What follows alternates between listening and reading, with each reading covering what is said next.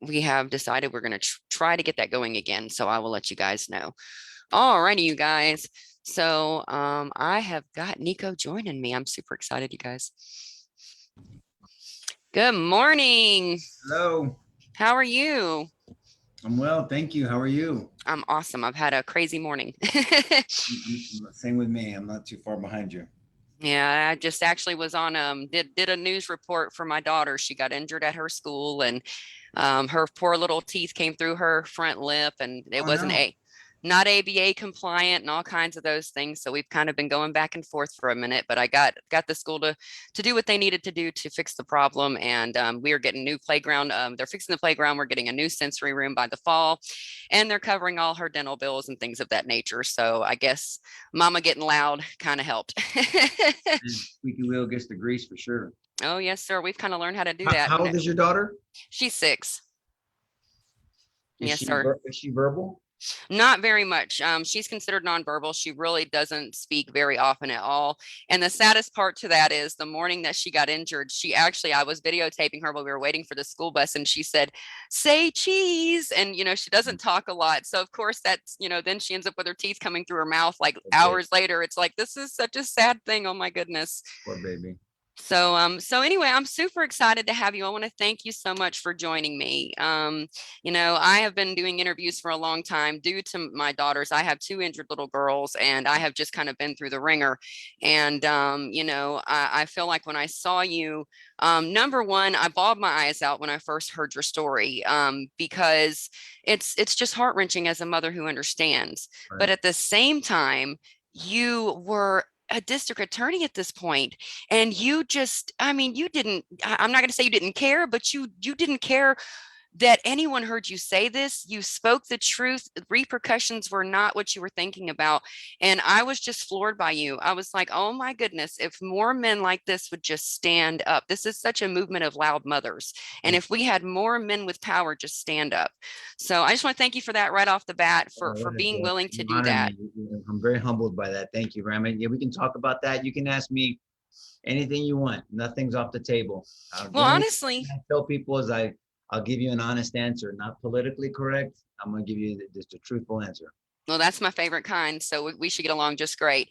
I wanted to start off with your past. I know I grew up kind of crazy, and it definitely led me to a path of what some call rebellion. I like to say people just didn't understand the needs that I had back then. And so I'm curious, tell me about when you were younger, because the fact that you've made it to the district attorney and the position you are, I think it gives hope to a lot of people who maybe are struggling, who are youth right now. Yeah. Well, my childhood was well. I was blessed. My parents here in San Antonio. I grew up. Spent a lot of time on the South Side, which is a less affluent area. A lot of people believe. My mom went to Harlandale High School here on the South Side of San Antonio. So I really had a different, very humble upbringing. We just very simple minded. My grandma loved us very much. She couldn't give us a lot of worldly goods, but she gave us a lot of love and attention. And I just had a very good childhood. Went to Catholic school, kind of uneventful in the sense of, I was in sports, and my pop was a, strict kind of old school Lebanese guy, and my mom Hispanic. So a very cultural home, but nothing, uneventful in the sense of nothing traumatic.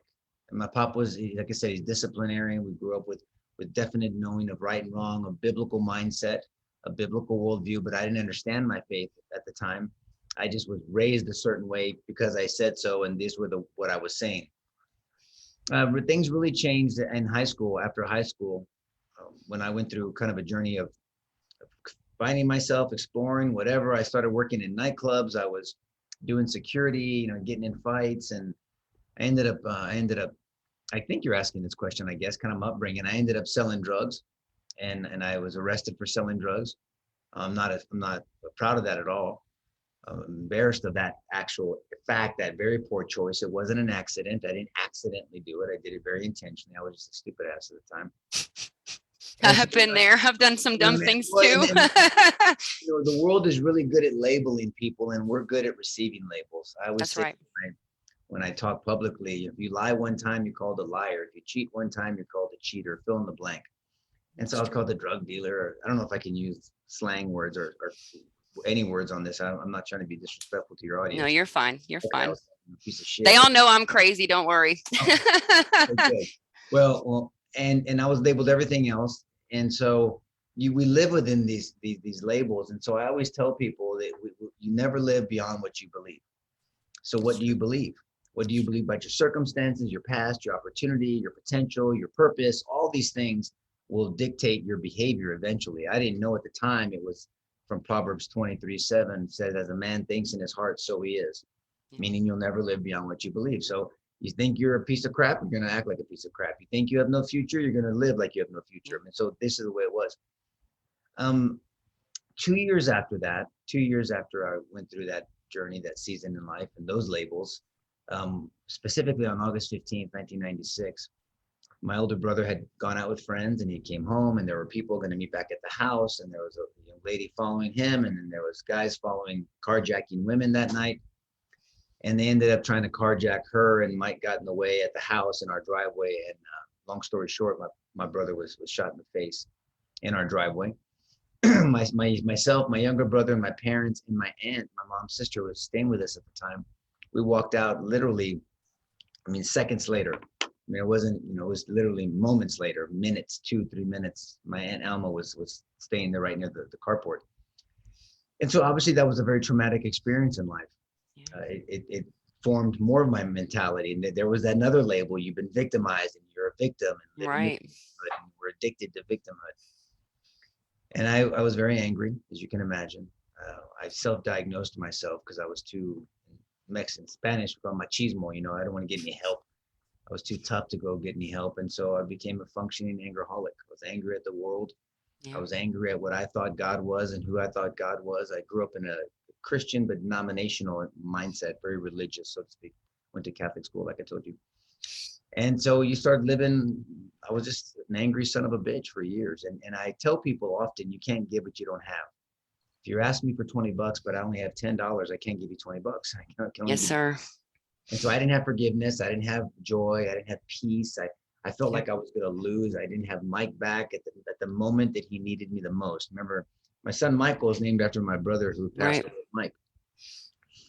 At the moment he needed me the most, I wasn't there for him. And so I lived with that guilt. I'm a type A personality, if you can't figure that out. And so I like to, back then especially, I tried to control everything. Right. And control that. And I was never going to win that one. So that was another part of my journey, but it was another label that I had. And so that's kind of my upbringing. And so my journey and my faith and my walk, and it ultimately affected my worldview or the way I look at the world. I can understand that. I grew up. Part of it. Yeah, I can understand that. I grew up Southern Baptist in a children's home. I was in the group home from age 4 to 18. And my older brother used to always tell me that, like, I couldn't protect you from the abuse. I couldn't help you. I wasn't there when you needed me. And it's like, Chris, you were a child too. You couldn't do that, And sometimes I think we take on that where maybe it's not ours to carry because we don't, maybe we don't realize it's not ours to carry. And it's hard sometimes. And I get that. And I think I was angry too, Nico. I was so angry. I had no parents. I was always getting the labels of I'm a bad child, I'm rebellious, I'm a troublemaker, and I just wanted love. I just wanted attention and love. And when you got 60 kids and 4 adults, you're not getting much of that. So, and so for me, I can get that. Like I was angry. I was angry at God. I remember when I left the children's home, I denounced God. I didn't want anything to do with God. It's like, if you take my parents away, if you do this, that, and the other, how could you be a God of love? And so I completely get that. And now I've made a full 360 since then because life, but we'll get into that too, because I have a feeling you've definitely been there as well. So and I actually saw your story about your brother. I didn't know this. I didn't know about Michael. I saw this on a Netflix show and I was bawling, and I was messaging my friend Tia, which funny enough, we started off enemies and became besties. I was messaging her and I'm like, oh my gosh, Tia, like I had no idea. Go watch this right now. And she's like, okay, hold on. And we get to talking. And I was like, it's just one more element to Nico that I'm just floored by. how you have overcome all of this and you have not let this hold you back, because I'm the same kind of person. It's like you can either let this be your excuse or you can let this be your reason. Well, you And look, if you don't, and this is my humble opinion, so I never push my worldview on anyone else, but man, if they want to talk about it, I'll spend as much time as they want to. If you don't live for something greater than this world, I mean, look, I mean, if the good Lord gives me 90 years on this earth, I mean, is that it? 90 years, really? I mean, so I live now with a different purpose in life. I have a different goal. I have a different mission, so to speak. And so without having that, I call it a kingdom minded or eternal perspective. You can get, I deal with people in the justice system, as you know. I was the district attorney here in yes, sir. San Antonio, Texas, and I'm a defense attorney back again. And so I was a defense attorney before, I was the DA, and then I'm back being a defense attorney again. And I deal with the social experiment called the justice system, right? I mean, I see why people come in, go out, come back. We have a 74 to 78% recidivism rate, meaning Yes, sir. people do the same shit over and over again, and they think that's Right, normal. Well, right, that's insanity. You're doing the same right. thing over again, thinking you get different results, which gets into the whole vaccine discussion for Yes, me, sir. and other stuff. We'll talk about my son, and your daughter, but and so it was just a different mindset, and so I get it. I understand that. I saw people in the justice system. I saw members of my family, my mom's pop, my uncles, myself, and I thought to myself, man, what are we all doing wrong? I mean, Right. my worldview. You want to change someone's behavior, you change the way they think. Like I told you before, as a man thinks in his heart, so he is. So Yes, what sir. you believe and what you truly believe in your mind will influence your behavior, because your behavior isn't who you are. Your behavior is a reflection of who you are. Right? And So who it's you hope to become. that's right. It's your evidence. And so it was a very interesting journey. Thank you for that. I dealt with unforgiveness for years. And we deal with a world that when we are victimized, I refuse to carry the label of a victim, but we were victimized, Right. but we're addicted to that victimhood.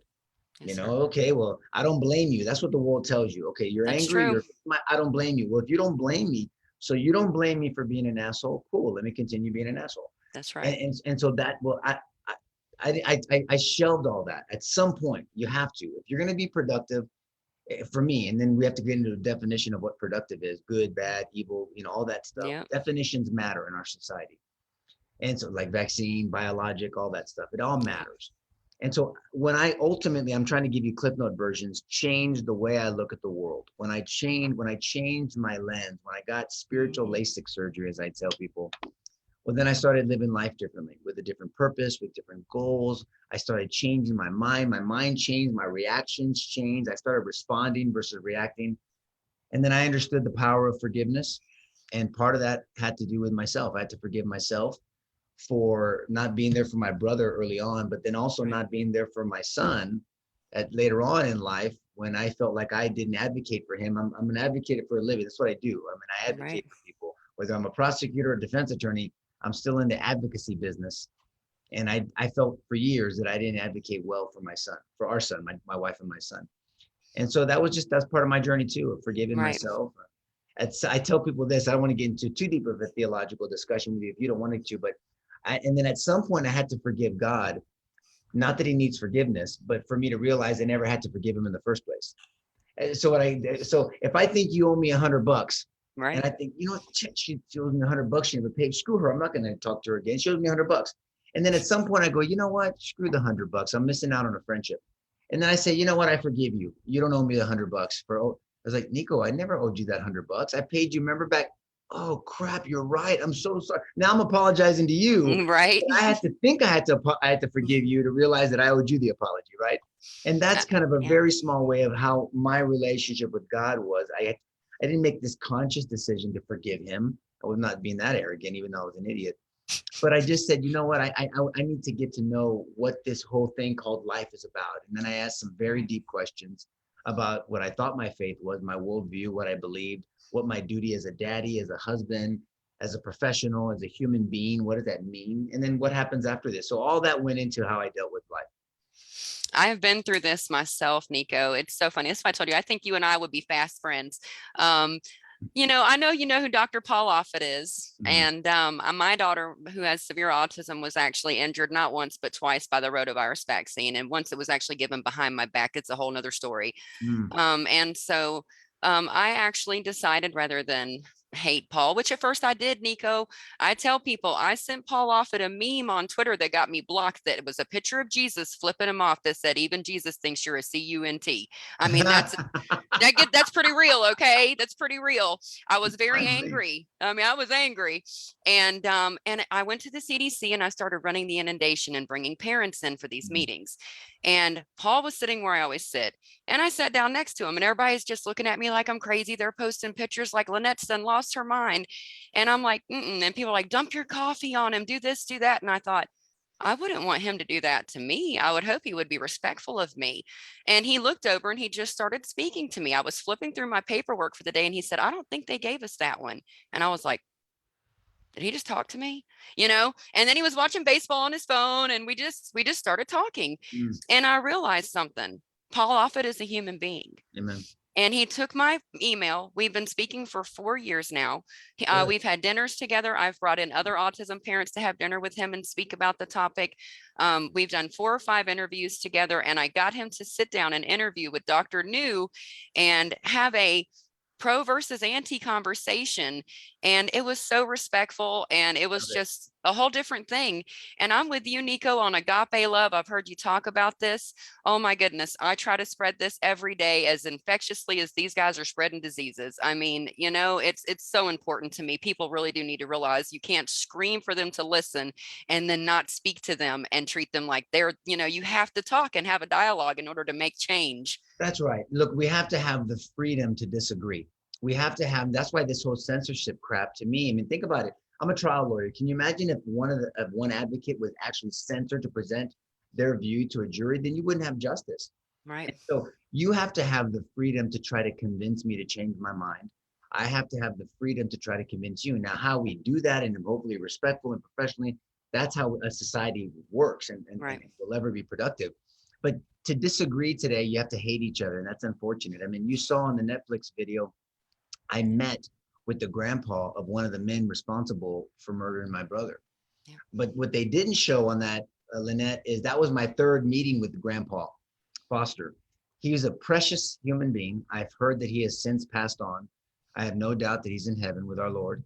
And and it seems everything I've known of him, he deserves to be there. But I also met with his son, which is Kenneth Foster, the one that was on death row, his dad. And I met with these people.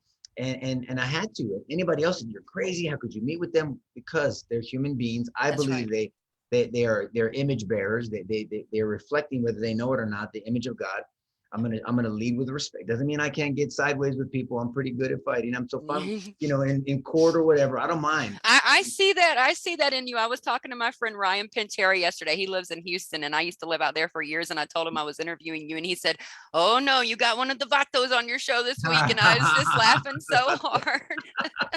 I take that with pride. But Jesus turned over tables. He didn't do it every day. Amen. Every day, but it was in him, right? And so what scripture says in Matthew 5 is the meek will inherit the earth, not the weak. Meek is strength under control, and Yes, we don't sir. have control. And so I hope I'm tempered. I used to be a lot more emotional. I'm passionate, but I'm not emotional. I don't like emotion. Emotions can make you make poor decisions. Passion will motivate you to do the right thing. And That's so the I'm truth. passionate. I hope to believe that I'm not emotional anymore, even though I have emotions, but I Right. don't let it control my behavior. So I think that's wonderful that you've done that. We're never going to expose people to truth. I tell people I'm not an anti-vaxxer. I'm a pro-truther. Because remember, my wife and I vaccinated our first 2 kids from head to toe, Yep. whatever they said. I Yep. mean, our first daughter, she broke out in these hives. They actually told Davi, my wife's name is Davida, but we call her Davi. They actually told Davi that Maya, our daughter, was allergic to her breast milk. I said, "You mean what's in her breast milk, right, Doc?" He's like, "No, her breast milk." I was like, "Man, you're a dumbass." And I said, "Okay." And I just said, "We're going to go somewhere else." We still didn't question. I didn't know to look at Right. inserts. I didn't do any of that stuff. I was not a good defense attorney or a good lawyer for our children, and ignorantly, we were just going along to get along like a bunch of I sheep. mean, I think that's all of us, Nico, because I know. we all start that journey in such a unique spot that we've been brainwashed for so long. Because I watched it happen in front of me, Mm, and with 2 weeks prior to my daughter's injury, I was vaccinated while pregnant, and I do believe that's why I have a severely autistic child.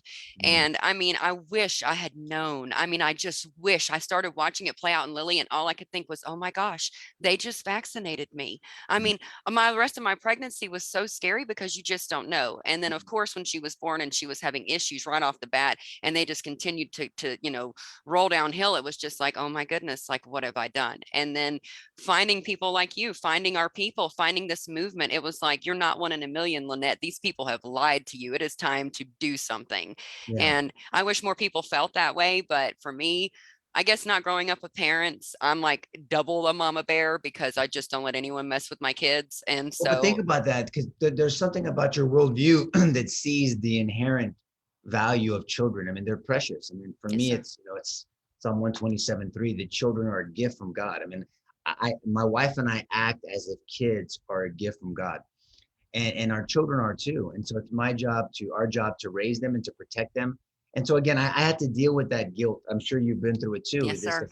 man, but you don't know what you don't know, and I get it. And so what I tell people, you're never going to hear me, nor have you ever heard me in any interview tell someone not to vaccinate their child or to take a vaccine. That's on them. Yeah. My advocacy is for you to have complete full disclosure Yeah. so it can truly be informed consent, Yes, not sir. selective, informed consent, fully inform you, Yes, sir. and then you do what you want. It's your look. God doesn't even force our salvation on us. He gives us That's a the choice, truth. right?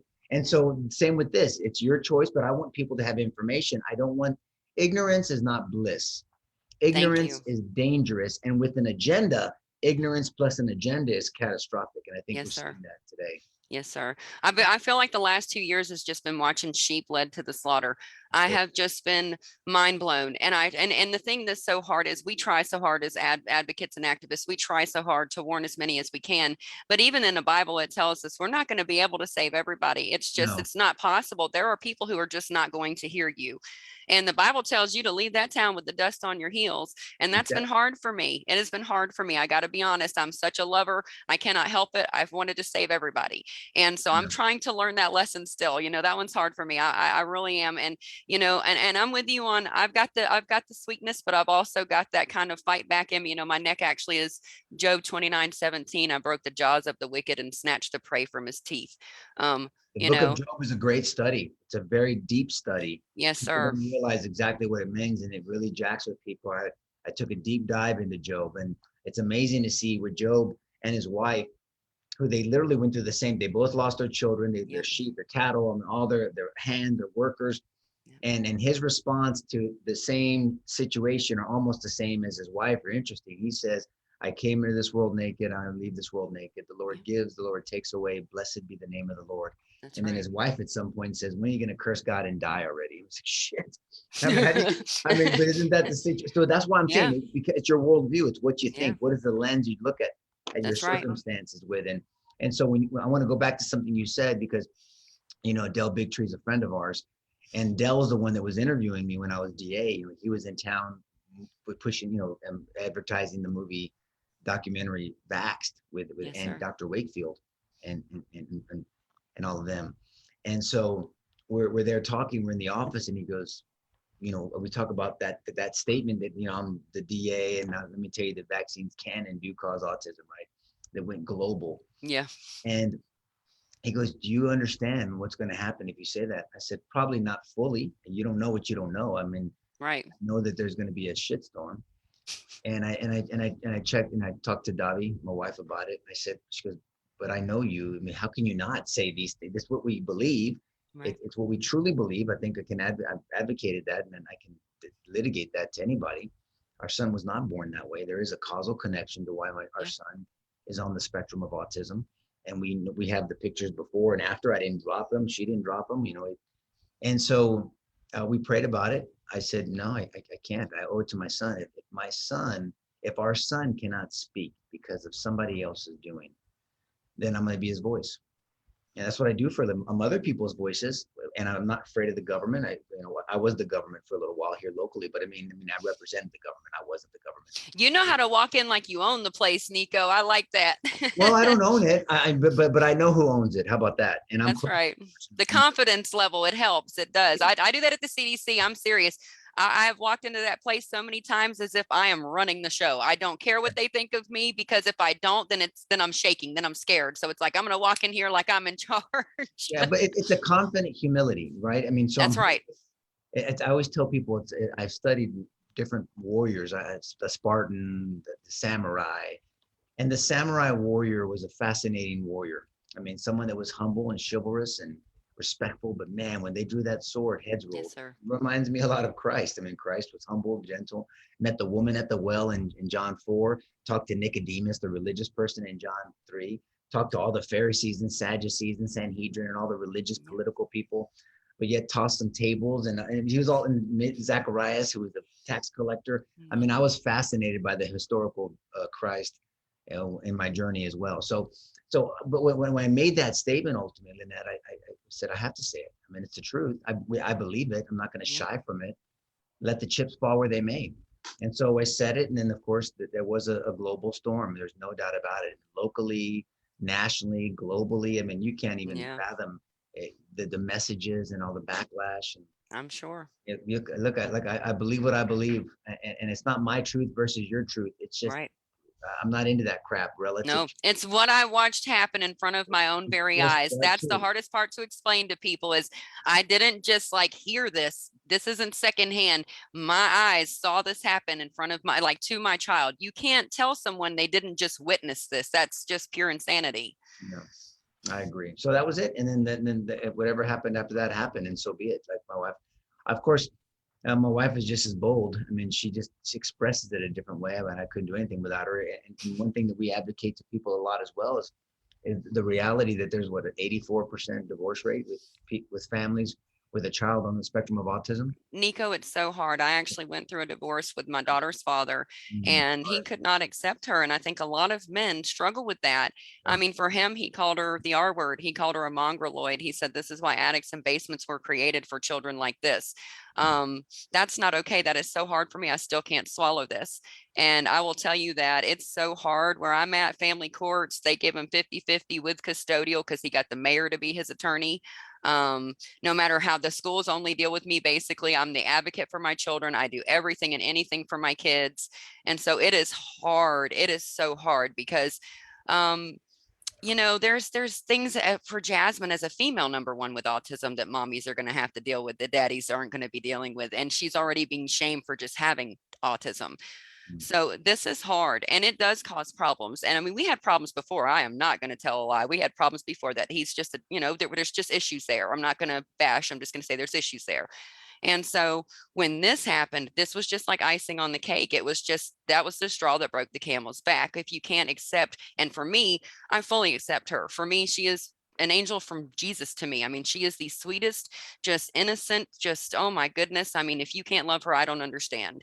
And so, I mean, it's just innate for me. And I don't know if that's my past or what, but, as parents, our job is to protect our children and to love our children and to love them the way that they are. And of course, I will always try to help her and help her reach goals and help her achieve things. But you can't wish it away. You can't just not see it and pretend it's not there, or punish for it, And so it does cause a lot of marital problems. And I'm sure that divorce rate will just keep going up if we can't figure out better ways to help these kids.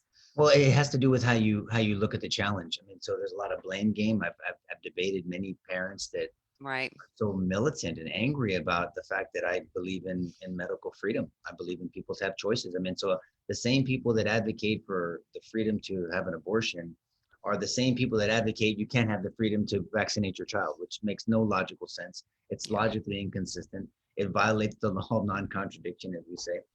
And so what Davi and I did, I was going to get back to Davi. There's nothing that I would have done, any advocacy publicly, globally, whatever, locally, without knowing that she was completely behind me. She's my wife. I believe that we're one, and we have a biblically centered marriage. And she just has the right temperament for this. We don't argue about it. It's stressful. Michael this morning was having a sensory overload. He's 11 years old now, and as you know, a child pre-puberty, the Right. hormones and things are going on, and we're just Yeah. prayerfully walking through it. And the thing that gets us the most is when he tries to hit himself because he's having this sensory overload, and it doesn't do it a whole bunch. He doesn't wear a helmet, thank Right. God. It's not the norm, but we're in a season right now where he's going through that. And for me as a protective daddy, to see your child hurting, Yeah. that's the part that's the toughest. Where I really just have to get into prayer and say, Lord, you love Michael more than I do. That Yeah. boggles my mind, or more than Dobby does. And so we just need you on this one. And that's the whole, I need you and I trust you. Sometimes that's just my prayer. I need you and I trust you. And the the type A personality can't do shit. I got to Right. trust. And I just have to walk in that and pray. And so it's been look, Michael has taught me more than I've taught others, and more than I've taught him for sure. He's the biggest teacher in our home. I'm humbled every day. I just want to be able to give him the best opportunities in life to reach his God-given potential, even though he's already fulfilling it by affecting all of us around him. So, but if we can avoid other families from going through this, because look, I mean, the reality is this, and it's tough to think about this. If something doesn't miraculously change, and I have to always keep my mind open to that, then my wife and I are not going to have grandchildren through Michael. That's just a fact. That's tough. That's a hard one. Yes, sir. I've already had that thought too with my Yeah, daughter. I'll never see her get married or have children or yeah, any of those things. And oh my Lord, our children are so precious, and you want all those things for your children, and it's just been robbed from them. yeah. And so that's part of the thing. And it's, look, I'm going to continue to struggle with it. Paul asked God to remove his thorn 3 times, and he didn't. And so I just have to trust. I trust the thorns, and I trust the journey, because I'm not playing for the time I have on earth. Well, Nico, one of the things I truly believe is, we're supposed to be Christ-like, and Christ suffered. He suffered Very much. so much, and Yep. he suffered with a joyful heart. I mean, he really did. And I mean, yes, at one point he did ask Jesus, why, God, why did you forsake me? He had a moment there. He was like, oh Lord, this is heavy. This is a lot to be carrying. But he did it. And, it's one of those things for me where I think about that too. We all have to look at it from these perspectives, and you really have to think about those things. And for Jasmine, I don't know what the future holds. I have no idea. All I know is I'm going to be right by her side as long as I have breath in me, fighting for her and being her voice. And I'm thankful that I was chosen to be her mother. I am thankful for that. Lynette, I'll tell you this though, when you, as a woman of faith, when you get to stand before the Lord and you get to see the map, I always call it the road map. I mean, imagine a dear friend of mine, Warren Beamer, just passed last week. He's a pastor, a lover of Christ. And when you get to look down and see that, okay, well, look at Lynette, the way she lived life, the way she dealt with this challenge in life. It was a loving challenge, a labor of love. Not that your daughter is, you know what I mean? I understand. And you're not even going to be able to see until later on how you impacted other people. You don't know what seed you're planting. You're a farmer, so you're planting seed. You may not see the harvest on this side of heaven, but you will. You will see that. And just look at Paul's resume in 2 Corinthians 11. It's a shitty resume. I always tell people, if you're trying to convert someone to Christianity, don't start with 2 Corinthians 11. Paul's resume sucks. And not everybody has to go through it that way. But what I'm saying is we're all called. And it's interesting that we're talking on Good Friday, right? The day that Christ was actually crucified. Historically, a first century Jew, as I tell people, was crucified. Whether you believe he was Messiah is another story. But a first century Jew was crucified brutally. And Romans were experts at murdering people, the scourging. And I've studied the historical aspect of Christ from, Cornelius, Tacitus, and Suetonius, and Josephus. These are non-Christians talking about the suffering of this first century Jew. It had an impact on me. I mean, it did. And it gives me, it keeps me going. And like I said, again, I'm playing for eternity, not for today. But as a daddy, as a parent, you want, you don't want to see your kids suffering, and it's tough. Yes, sir. But so that's part of the journey. It's okay. I don't have to have all the answers today. That's but right. I know who does have the answer, so I keep going. That's the truth. And luckily for us, we just happen to make lots of friends who are doctors and who have degrees and who understand this a little better than we do. So we're thankful for them too. Amen. Amen. So I want to ask you this: was what happened in your like your childhood, kind of doing the drug thing, and then what happened with your brother? Is this what led you to want to be a district attorney? Is this what brought forward that fight in you to want to fight against injustice? I'm curious. Yeah. No. I mean, I never thought I wanted to be a badass lawyer, make a bunch of money, and fight for people. I'm just being honest. Yeah. Matter of fact, because I was, by the way, ironically, I've never done a drug in my life. I just sold a bunch of them. It's just the way it is. I don't drink. I owned a bar. I didn't drink. Well, that's probably smarter than the people who do them while they sell them because they're not Yeah. making any money. I own 2 bars and I don't drink. So that tells you too. At least I'm consistent, right? Exactly. So no, I didn't. Matter of fact, because I was arrested for selling drugs, I never thought I could be a DA. I mean, matter of fact, the first time I ran, people said, you can't run for DA. I was like, why? Is there something in the statute that says I can't? Well, no. And they whisper, you were arrested for selling drugs. I go like, no shit, I know that. I'm the one that went through it. And there's something in the statute that says I can't. Well, no. Yeah. Well, I believe in redemption. King David was a murderer that committed murder to cover up adultery. Paul was Saul of Tarsus. I mean, he was a murderer. Moses, I mean, are you the woman at the well? She was a skeezer, and Christ said, "Go and sin no more." And you see the value in them. I mean, wait a minute. Well, no, I don't believe that. I believe I can do anything God tells me to do if I'm being obedient, walking in His will. I believe I'm supposed to do this, and so I did it. So no, it was a matter of fact the opposite. Because of my journey and some of the poor choices, the one being specifically that one, I didn't believe I could be district attorney. It was something that truly I feel God put on my heart, kind of audible in the middle of me building up my law practice and having a good, thank God, a good law practice at the time. And so it was a very challenging decision, but I believed it was an obedient one. And it seems like your past would have made your you being DA actually a little bit easier because you understand both sides of it. Well, that was finally people saw that. So the first time I ran, it wasn't the right timing. And then I thought, okay, I did my best. I moved on, time to do something else. And then here it comes again. I was like, you're gonna run again? You almost made it the first time. I was like, what are you? No, I'm not gonna run again. Prayed about it, talked to my wife about it, prayed about it some more. And then I knew I was supposed to do it. And so I did it again, and then we were successful. And I'm very proud of the work I did as district attorney. I'm honored that I was entrusted with that position. I hope I made an impact. And yes, it did give me a different perspective. I started a restorative justice piece to it. You know, I made life and death decisions literally every day based on evidence. I'm an evidence guy. And forget the feelings. I made decisions based off evidence. And so for nonviolent offenders like myself and other people, I had a restorative justice piece. For the people that are evil and violent and the society's afraid of, you treat them separately, differently, because we can't treat all crimes the same, allegations. And so, yes, it did give me a different perspective, and I like to believe that I served well. I was a crappy politician, though, because I didn't tell people what they wanted to hear. Hey, I like that about politicians. That's why I'm supporting Dean Odle for governor out here in Alabama. I love the ones who are willing to speak the truth, no matter what everybody else in the room thinks about it. We need so much more of that in our political realms. And there are a lot of people in Alabama running right now who are seriously on point for all of these topics. So I have super faith that hopefully Alabama's on a good track finally. Maybe something great will happen in Alabama once in history. Okay. Oh yeah.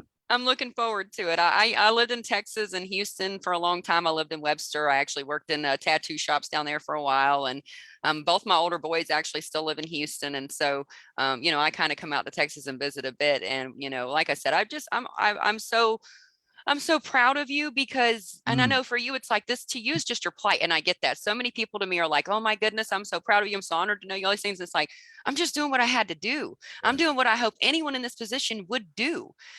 For me, it's not like, I don't need to be a celebrity for this. I just want other parents to go, oh crap, we can do that. Okay. I'm going to do this too, So I hope people realize that's such a humbling compliment. I mean that, to say I'm proud of you. Because other people, you never know where you're at with your walk or your faith or that's true. Your world until people treat you like they're ashamed of you. Let that sink in. Because when you're in the position I was in, there's people that you thought were your friends that will turn on you, especially when all that backlash for that statement. And people are like, how could you be Diaz? Like, because I have an opinion. I mean, so Governor Perry told everybody to take the vaccine here in Texas. President Obama told everybody to take a vaccine, but yet I can't say what we believe for our son. I go, you know what? I'm gonna call bullshit on that. No, I don't give a shit what you think about that. I'm gonna speak the truth, not my truth, the truth. Something happened to our child. And as I looked into it and opened my eyes and followed evidence wherever it led me, there's hundreds of thousands of parents. If Davi and I were one of 1,000 or 5,000 or then I'd say, whatever. I mean, autism is 1 in 34 now, kids on the Yeah. spectrum of autism, and then all the other effects are more. There's hundreds of thousands of Yes. parents that have the same or similar stories as us. Yes.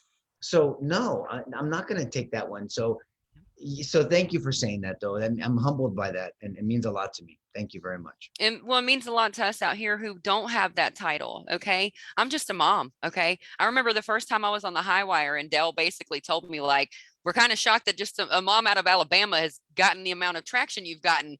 But it's really just because I don't give up. And when I see an adversary, I don't approach them with hate.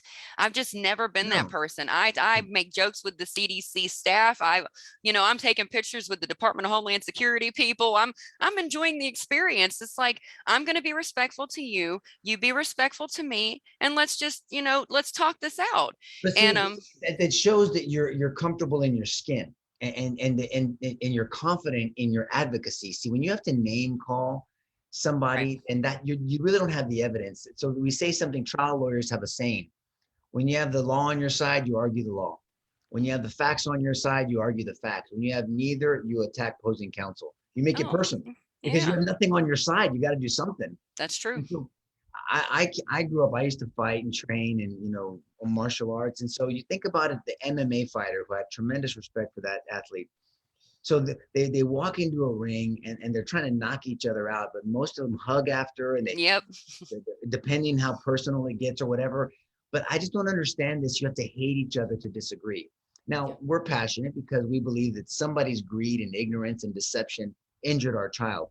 But it Yes, doesn't sir. mean there's a lot of innocent.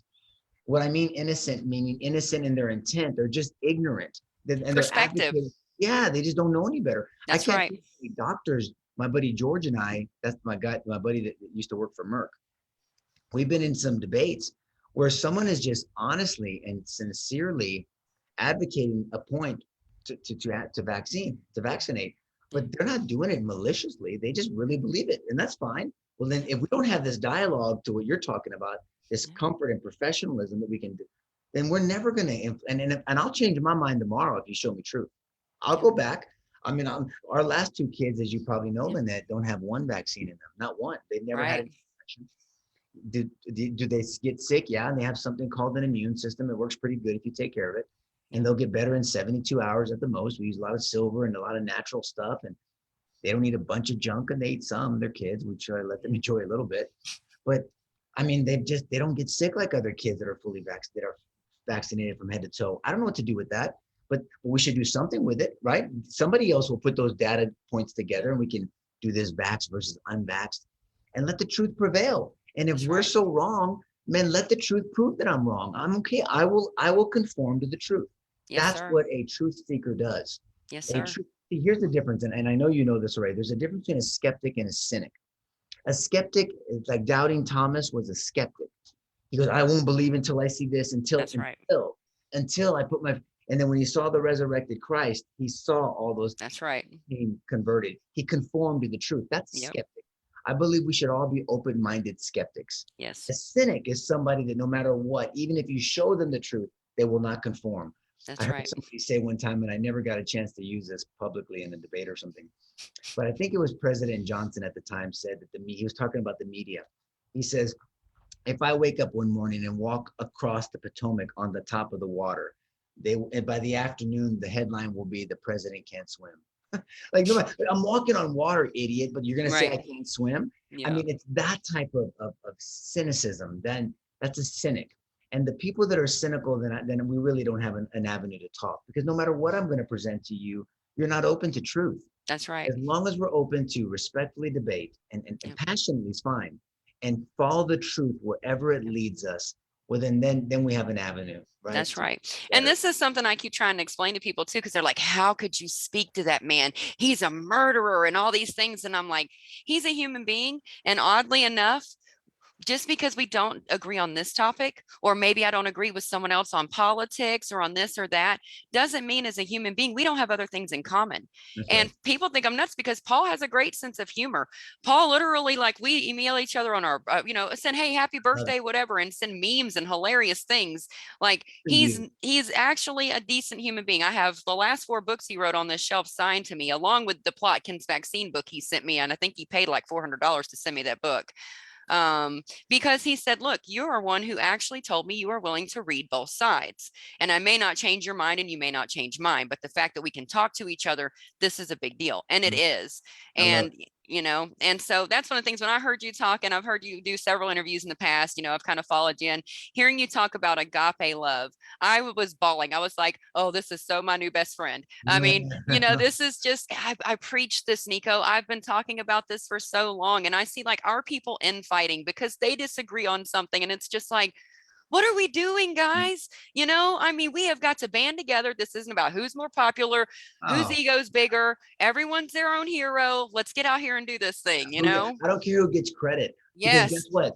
Nothing's gonna, no one's home with me and my wife when our that's son right. is up all night, and, That's right. he's screaming, and you can see the pain in his eyes, and he's clenching and he's stemming, or Yes, he sir. misses the toilet and he pees on himself, or when he throws up at nighttime but doesn't have the wherewithal to come get us, and he's laying in his vomit in his bed. Yes, sir. I don't, or the bite marks, or my wife's hair being pulled every. I mean, so I don't give a shit about the credit. Yep. Only one person gets credit. It's the Yep. guy that we're celebrating who hung on a cross today. Because That's right. it's all said and done, it doesn't matter for That's what. right. You're But so much like me. I remember I was sitting in one of our VIP dinners, and I'm literally the one who's like helping host this thing. I had brought hundreds in, and they're like, I remember Dell was standing up and he's like, everyone asked me how I got you guys here today. And they're like, oh, Lynette, is running this thing. And I'm seriously off in a table by myself eating my soup. Like, like, you can have it, take it, Dell. I'm good. I'm fine. I'm right here. I'm Lynette, see, but again, it goes back to our worldview. If someone believes they do something and they're going to stand before this and to get this credit, or that, right. whether it's, I believe, and you sound like you believe, that there is a transcendent God that is keeping track of everything. Yes, sir. We're all going to get the credit, good and bad. That's right. Nobody gets away with it. That's what gave me hope. There are some people that have evil intention. That's a fact. Yeah. Not everything's a conspiracy theorist. I'm a truth theorist. Right. If it ends up being a conspiracy, big deal. I mean, I deal with that for a living. You Right. come up with the defense to a case that doesn't seem plausible, but then the evidence shows that you were right. Okay, well, you're going to say you're not going to follow it just because it doesn't sound normal. And so, but I truly believe that everyone's going to be held accountable for their behavior. Everyone Yes, is, sir. Yes, good sir. and bad.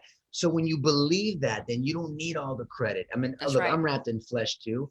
Of course, people love credit and they love attention to it, but that attention can be taken and throw you off the trails also. And so Yes, it I've can. seen all these things. God has humbled me in my life. He's allowed me to humble myself because of my own stupidity.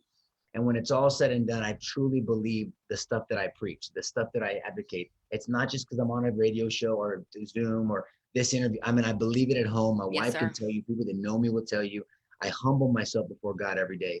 But because I do that, though, it also gives me the courage to fight these huge challenges. Yes, sir.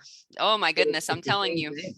Yes. When I walked into the CDC the first time, I remember, I mean, when I approached them, I really just wanted them to understand what had happened and that they were creating parents like me, that I didn't want to know all this stuff. I didn't want to have to read these journals, know all this vaccine science. I'm a mother. That's my job. I didn't want to do their job for them.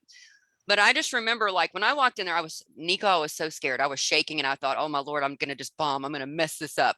Mm. And I just started praying and I said, because I didn't prep a speech, I just prayed and I said, God, whatever I need to say to these people to make them hear me, let me say it.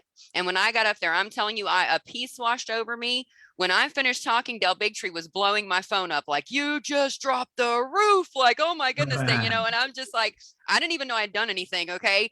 And I'm like, what is he talking about? He's like, no one has ever spoken to them like that or gotten a whole full, like ovation. Like, this was just Is that on nuts. video, Lynette? Is it on All video? 3 times I've approached them Will are you, on video. will you I'll send send it to them me? to you. I haven't had the pleasure of seeing it, man. Oh, I would yes, sir. love And when I walk in there, Nico, I approach them. I thank them for allowing me the privilege to come in as the public and speak. I to. ask everyone else who comes with me to be respectful. I won't say everyone is, but I have asked them to be, I really do try to help make the dialogue happen. I was introduced to Frank DiStefano by Paul in the hallway. I was just pulled outside, like, hey, come introduce you to him. And I was like, whoa, you know. But I mean, those people on the panel have approached me and said, I agree with you. They shouldn't have put a velvet rope between us. I mean, we should be able to have a dialogue. I wrote an entire piece about perspective called The Velvet Rope, from Paul's perspective, my perspective, and the DHR officer, the Department of Homeland Security officer I had befriended in that visit. I've been almost every meeting, well, till they started blocking us out, for years, Nico, on the front row, bringing the press in, bringing the people in, because nobody even knew these meetings were happening. And this is ground zero. This is where everything is approved to go on the schedule. This is where they sat and talked about Heplosav B and said, how are we doing this in any other country? No. Are we using this adjuvant? Do we know what this does with the other vaccines on the schedule? No, it's just assumed you give it on the same day in a different limb. And I am on that front row thinking, do I seriously understand this better than you? So it doesn't leave this arm by what you just told me. It's not going to go to the rest of my system because same day, different limb, no big deal. I mean, mind blowing to me. And so you don't think all that's intermingling in here? Just, I mean, how do I understand this better than they do? And they're making the rules. Yeah. It's wild. All that's on tape too. I sit in there and my jaw drops. When someone says something as ignorant as that, I say, how do you, show me how you can pee in a pool and not infect the whole pool. I mean, Exactly. you're gonna drink a gallon of water that only has 1 drop of rat poison in it. No, it affects all of it, Exactly. So, yeah, no, I think that's wonderful. I love that you do. Look, I always tell people, I take no credit. There's people like yourself that they're way more educated than I am. I just got a big mouth and some courage. And I do it, and I want to use it wisely. And so I there's so many people like you and behind the scenes, and not to take away from the Bobby Kennedys of the world, and Dell and Polly and all of them that are doing wonderful work out there, but it's a synergistic effect of everybody. It is. And I think there are people that advocate for truth like we do, because I'm not an anti anything. I'm a pro truther. I make that very, very clear. But I think that that their personalities or their emotions, back to emotions versus passion, get involved, and that there's some strife. And I don't know what's going on with them, but we have to have a united front. We Yes, have sir. to say, we want people to have truth, knowledge, and a choice. That's it. And I've watched what it does, Nico. I have watched same parents walk in that room and get on the mic the first time and yell at them and call them murderers. And I watch all these people who are in charge of making our decisions start playing on their cell phones and looking around the room. But then I watch, they kind of, I guess, I don't know. I hope it's, I'm able to have an influence, but I watch over time how as I kind of try to say, well, what if we try it this way? And then these same parents come back and they get on the microphone and they're speaking calmly, professionally, respectfully, and they're getting their point across. Everyone in that room is watching them. They're watching them speak. They are listening to them speak. And it makes such a difference. I mean, it really does. People just want to be respected. You don't want to be yelled at. I don't either. It's like, treat them how you want to be treated. It really does help. God put something on my heart over the years, because I used to be explosive, and it's a phrase I often use. Don't lose your testimony in your temper. Right. Nice, and so because I could be correct in what I'm saying, but how I say it is wrong. It doesn't mean there's not a time, like I said, to throw tables or to get passionate or whatever, but not all the time. And if there's some people like, man, I don't even know what the hell you're mad about or whatever. You might have been right, but you're shutting them down with how you're handling it. It's true. Ecclesiastes 3, it says there's a time for everything under the sun. So maybe there's a time to throw some tables and to be all passionate. But not every time. There's not. And so the dialogue is important. The credibility, the consistency is important. Yes, the logical consistency is important. And I've reasoned many people, like Paul did in the temples in Acts in his 3rd missionary journey. He's reasoning people to Christ. He's not, they're going to hell and this and that. Right. That's not my style. But I'm going to reason people. I'm going to speak truth with them. And if they don't want to hear it, that's fine. That's on them. But let's just talk and we can agree to disagree. But then let's move on to something else. Because you and Paul now have this dialogue. You don't know where that's going to go. No, You're planting seed. For all you know, tomorrow you may get a phone call. I have no idea. Neither do you. But you're going to be consistent. And you're not going to compromise what you know to be objective truth, not your truth. Right. Objective. And let me tell you something else about Dr. Offit. Not only have we developed this friendship, he wrote me a character reference that was amazing for my divorce. Wow. He actually said, he ended it with saying, I may not always agree with Lynette's point of view, but Lynette has the ability to try to see the good in everyone, even if it doesn't exist. And I just thought that was very profound and interesting. And, you know, I mean, even on top of that, my daughter ended up in the hospital in basically quarantine due to strep being pushed into her bloodstream by the hospital. And Paul was like, which hospital are you at? I will call them. I will tell them what they should be doing because they are not doing the right thing for your child. That's a friend. We've gone beyond acquaintances. That's great. You know, and that's something that it means the world to me, and other people need to understand that we can't just hate people. We can't. I'm sorry, but his vaccine hurt my child twice. Many people who hate that man have never even dealt with an injury from his actual product. Wow. And so for me, it's like, if I can treat him with respect, if I can show him love, because my God is a redemptive God, let me tell you, and he can turn hearts of stone into flesh again. And I believe that one day he is going to do that. And Paul may very well go to his grave with the stance that he has. But Paul has told me he has actually started reading the Bible whenever we first met. And I was throwing so many verses at him. And Oh, I this man love is a that, man. profound You made atheist. my day with that And alone. so, I mean, I'm just, Wow. God works in mysterious ways through unlikely vessels. Okay. I understand that I am probably the last person you would expect to see him speak to. That's okay. That's God. Okay. Maybe my heart's just soft enough because of what I've been through to see Paul through different eyes. Maybe I'm just lucky enough. I don't know. I love it. I think that's wonderful. I love So that. I want to ask you something Sure. also. How did you see this before your eyes with your son? So many people have this happening and don't understand what they're witnessing. So for you with your son, what was it for you and your wife that kind of made you go, okay, something happened here? It was a lack of eye contact, him not responding to his name, a lack of emotion. He wasn't smiling anymore.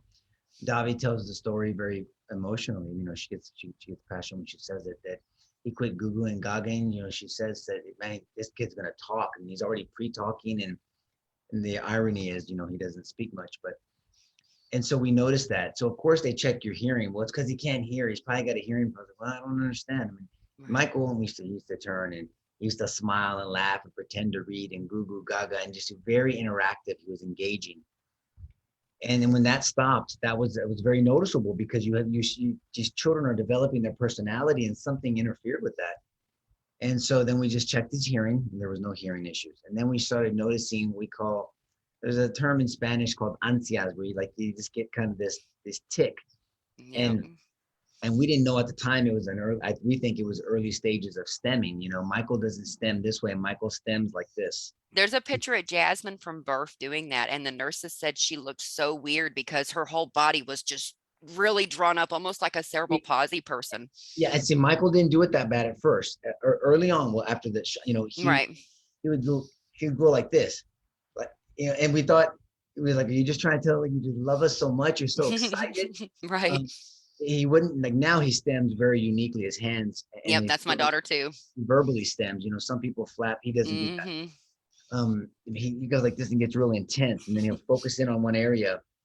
And so we saw that lack of eye contact, that lack of responding to his name, that lack of interaction, and kind of that stoic look.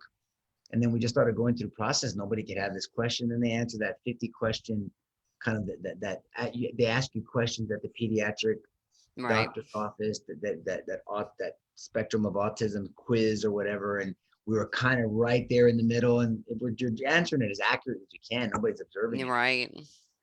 And so it was just one of those journeys. And then we just started asking more questions, doing more research. And of course, we get more and more disappointed about what we were finding out. And then the older you get, you're like, man, wait a minute. How do you reverse this? How do we turn this back? I mean, I want our kid back. And your mind races. And then that was those early stages of dealing with it. Now you can either go off the rails and a couple can do this, or you can say, we're going to go through this journey this way together. Yeah. And thank God we ended up doing that one. But the only reason why we could is because we believed that we were not only married to each other, married to Christ. So it was a very interesting journey, but that's when it happened for us. Wow. My realization was a little bit different. My daughter was kind of, you know, doing different things when she was an infant because she was, you know, I was vaccinated when I was pregnant. But what was so crazy to me, was so hard for me, and my realization was my other daughter had autoimmune neutropenia due to vaccination. So this was why I was advocating at this point. And I started finding all these parents with autistic children. And I thought, how can I help them too? How can I reach out and how can I help this community? Well, then the more videos I started watching and the more parents I talked to, My oldest daughter was sitting with me and she goes, "You just realized what's wrong with Jasmine, didn't you, Mom?" And I just started bawling. I Uh, lost it. I was drooling on myself. I'm not kidding. It was such a realization of, oh my gosh, this is it. This is what we're dealing with.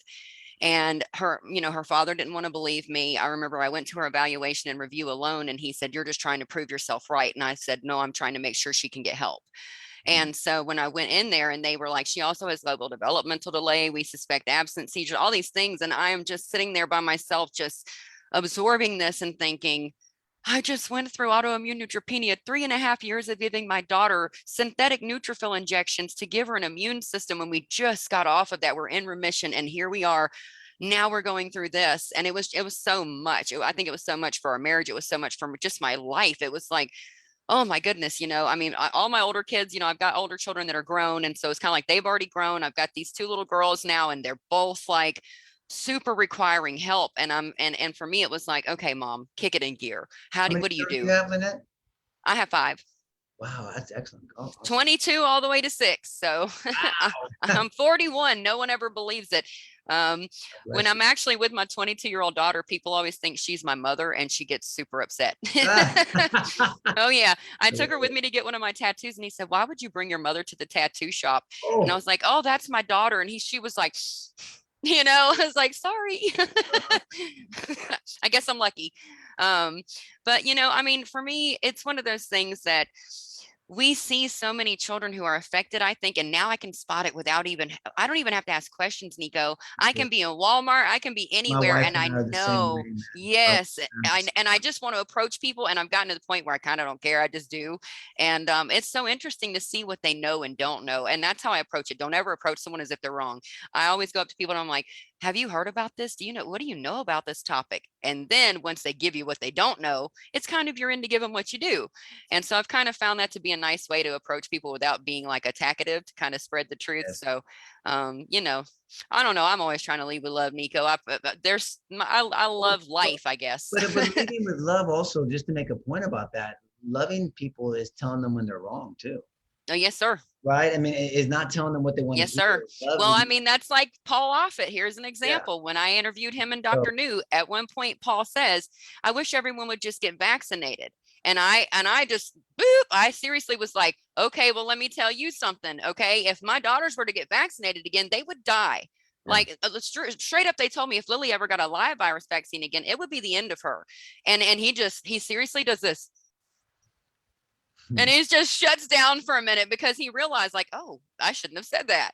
Yeah. I will clap back. I mean, I'll be respectful, but when Yeah. and I've heard you say this, I will give my life in a moment for my child, but I will also take a life for a moment in my Life. child. Now, I'm not as brave as you because there's many times in the past where I may have should have done something to protect my children that I don't think I was physically capable of. But I will tell you, my life's journey is that. I mean, you know it. Our children are going to depend on us for the rest of their lives. It is our job That's to the hard protect truth them. for us, right? They're always gonna need help, That's right. and the thought that I'm not always gonna be there. Nico, I've had 2 heart attacks and I'm 41. I was just in the What? hospital. Oh, yes, sir. I was just in the hospital on Monday. Tachycardia, getting nitrates, nitrate patches, all this stuff. Yes, sir. Lynette, Yes, sir. really? Yes, sir.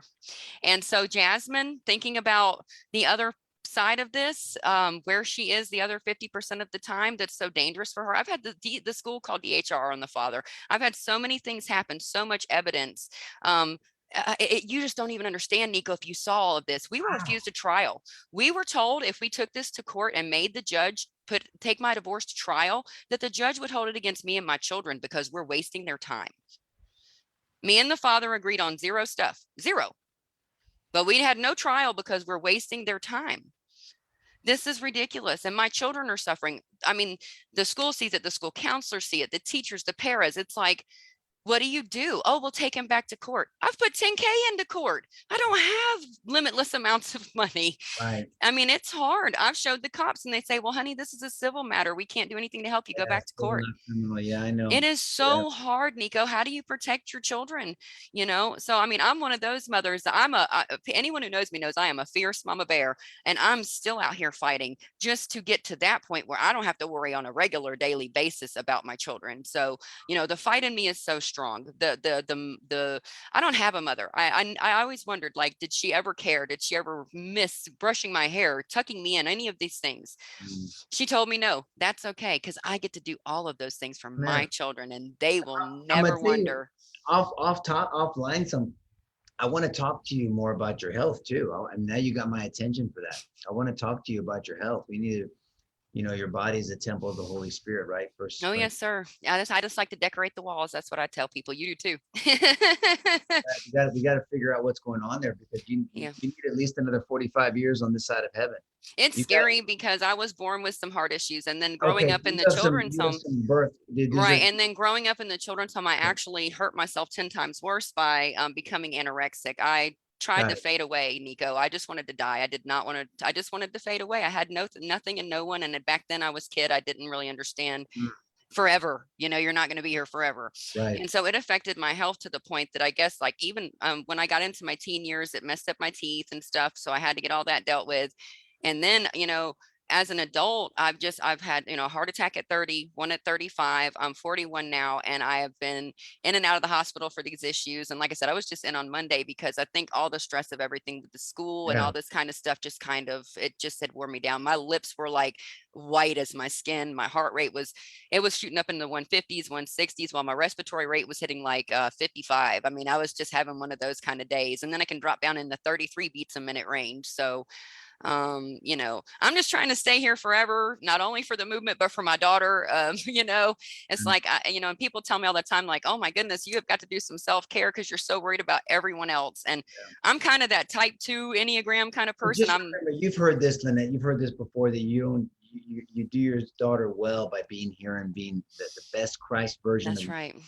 That's I right. mean, in an airplane, you put your mask on first before you take care of your loved ones, because you're not going to help them if you're not well. So That's the truth. That's the thing I've really been gotta fighting with focus lately. on Is it's you a like, it's little time bit. to And do don't feel better. guilty. You're blessing your children by making sure you're well, That's true. you That's know? true. And that's what my friends tell me too. Like, I mean, I rarely sleep. How autism is. There are I so many know, nights as a I mom know. that I'm barely ever sleeping, sometimes days in a row, and there's just, and for me, they're like, no stress. You need to be resting. Cause I have actually like coronary artery spasms. I have POTS with dysautonomia. I mean, there's like 7 or 8 diagnoses that I have just on the heart alone. So, That, um, wow. oh yeah, buddy, but I'm gonna be out here fighting till my last I breath. know you will, baby. I can already tell. I love it, man. Well, just know your spirit is so beautiful, Thank you. that I truly believe when our Lord hears your name, he smiles. Well, thank you. My Yeah. my 8-year-old Yeah, I daughter get that told me that sense if from you. I Jesus get was that sense. alive, he would be my best friend. Yeah.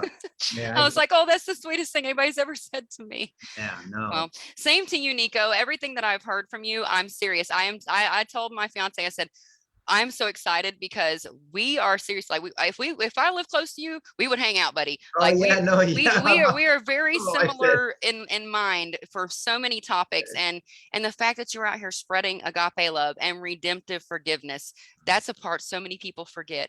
It's the part so many people forget. We just want to be mad at something and mad at somebody and blame something. And it's like, you know what? We don't have time for that. yeah. Okay, we only have time for moving forward. When I did the news this morning, I'm gonna tell you this, and then I'll let you get to your day. But when I did the news this morning, this guy said to me, I said, is everything okay? I said, I really tried to. I said, I'm not an angry person. I try to lead with love. And he said, I'm gonna be honest with you. Everything you said to me was basically to help everyone else in the future not suffer this. Like, Mm, you did great. And I was like, okay, excuse me. okay. But for me, that's really what it's about. I know that the school, kind of my ex was kind of like wanting to sue because this happened. You can do that. Okay. If you want to sue the school and you want to make this big ordeal and make it harder for our kids to have what they need, you can do that. Or you can go, hey, let's fix this problem. Let's fix the playground where this happened. Let's fix this. Let's fix this so it doesn't happen again.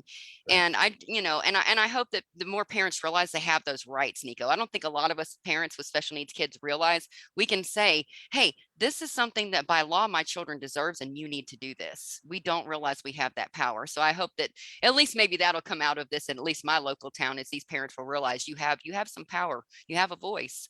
Well, I love what you said. As a follower of Christ, I love what he loves. I hate what he hates, and I hold sacred what he holds sacred. And what he loves is a lot more than what he hates. And Proverbs 6:16 gives a very short list, but it's an impactful list of what God hates. He hates deception because it's antithetical to his character of truth. Yeah. He hates the spilling of innocent blood. He hates that type of that. So that's, I hate evil. Feet that are quick to run to evil, but he loves his creation and he wants everybody to have the opportunity to redeem themselves and to pursue Yes. truth and to live for truth and to advocate for truth. And that's what I do, and my wife does what she does. And so I love what you're saying. These aren't my ideas. I'm just persuaded by something way That's greater right. than my dumbass. And look, the only thing that we all have in common is this, Lynette. And I said this when I've spoken to many different people, from Islamic to Hindu, Buddhist, Shintoist, LGBT, atheist, secular, Christian, every denomination you can imagine. The only thing that every human being has in common is we're all leaving this earth. Every one of us. I That's don't know right. when, but we're all leaving this earth. What do you believe happens at that moment? And I believe what happens at that moment is the person that we're celebrating today and what he did on the cross and what happened on Sunday, that resurrection. And if I believe that's the truth, then how does that, my life does not prepare and lead me to that very moment, right? And so that impacts my life. I believe that. So what you believe will impact how you live your life. It's That's the obvious truth. what you believe because it's impacting your life. Yes, And so I sir. will continue to pray for you and bless you. Thank you for what you do. I'm honored that you chose me to want to interview. I hope it's beneficial to somebody. I mean, I'm just some guy in a t-shirt working, living life the best way God allows me to do it with my wife and our children. So thank you, Lynette. I'm very humbled by this. You really have blessed me today. Well, thank you. And Uh, like I said, Nico, thank you. We are definitely serious. We have twin flame souls here, friend. I'm telling you. I look forward to meeting you one day. I really do. I have a okay, feeling that's going to happen, and I look forward to hugging your neck. And you thank you. keep it fighting your fight, and I'll keep praying for you too, because I am just amazed by you and how much brass kahunas you have. Okay, you keep going because Yes, you're ma'am. kicking butt out there.